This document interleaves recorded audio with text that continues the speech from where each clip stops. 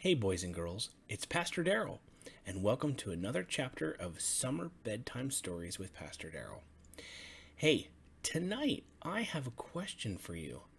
What noise or what sound does a cow make?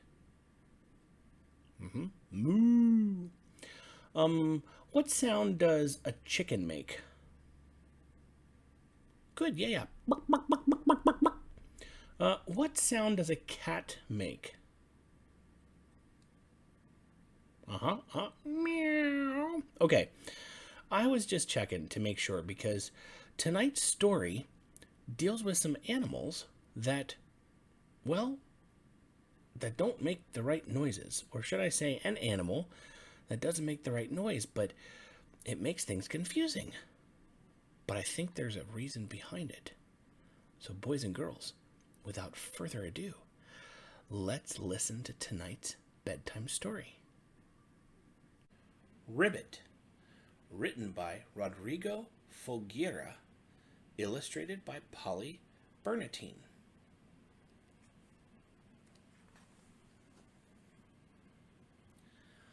Once upon a time, there was a pond that was home to a family of frogs. It was their pond, and they were very happy living there. But one morning, they discovered a surprise visitor.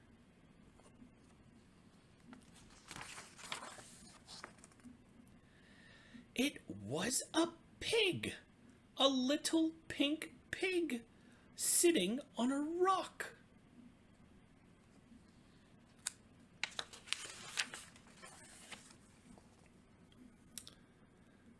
Goodness, said the frogs. Why is there a pig in our pond? They whispered amongst themselves until finally the chief frog spoke up. Ahem, good morning. What can we do for you?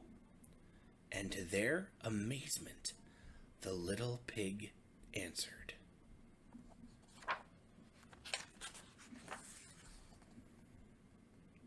Ribbit?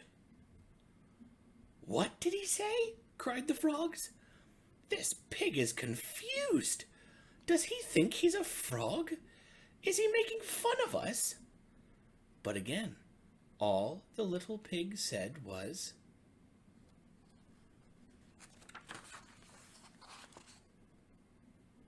Ribbit?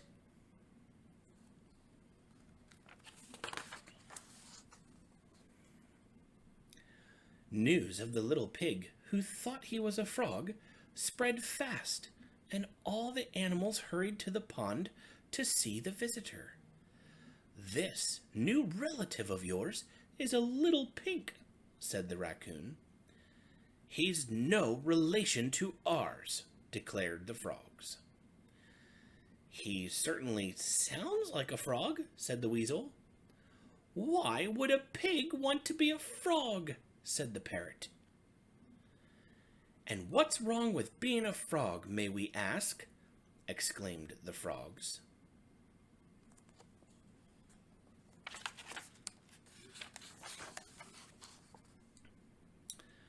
Everyone started shouting at each other, completely ignoring the little pig, who just sat there practicing his Ribbit?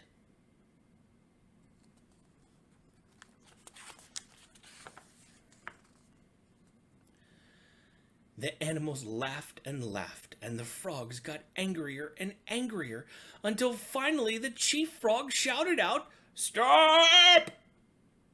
We're not getting anywhere by fighting. We must go and find the wise old beetle. He'll know what to do.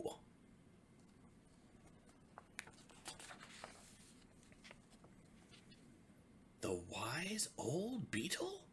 Gasped all the animals. But he hates to be disturbed. I know, said the chief frog, but this is very serious. That's true, the animals agreed, and off they went.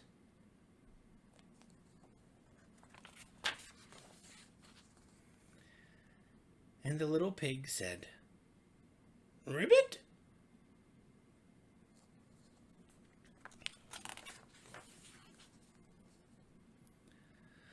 The animals found the wise old beetle and tried to explain the problem. It was hard for him to understand because they were all talking at once. In the end, he agreed to go with them to the pond. But when they arrived,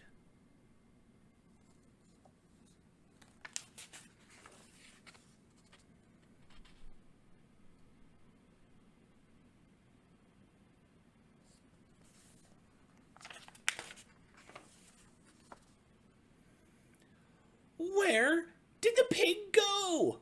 the animals cried. "Who was he? What did he want?" "Maybe," said the wise old beetle, "he just wanted to make new friends." And off he went.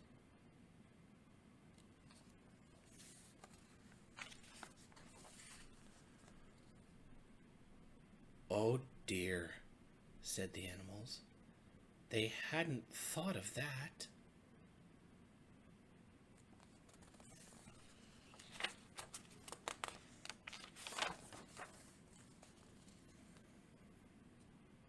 And sure enough, sitting on a branch high up in the tree nearby was a little pig.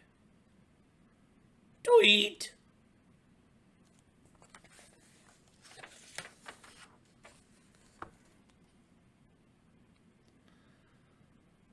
"Tweet, tweet, tweet, tweet, tweet, tweet, tweet, tweet, tweet." He was surrounded by new friends.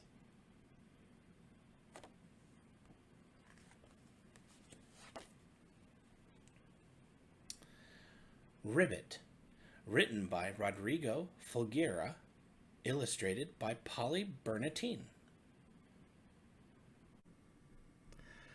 So, does a pig go oink? Or does a pig go ribbit? Or does a pig go quack? I'm just not sure. What I do know is this. I think that pig was just looking for some friends. And aren't we all like that sometimes? Just wanting to be around some friends. Well, boys and girls, it's the beginning of a week. And I hope and pray that this week that you would find friends to play with and have some great time and make some memories. But before you can do that, we've got to go to sleep first. So as you're climbing into bed, as you've hopefully brushed your teeth and said your prayers with mom and dad, let me just say that I pray that God blesses you. I pray that he gives you a good night's sleep and that you wake up tomorrow refreshed for a new day that God has made. Boys and girls, we love you so much. Have a wonderful night's sleep. Good night.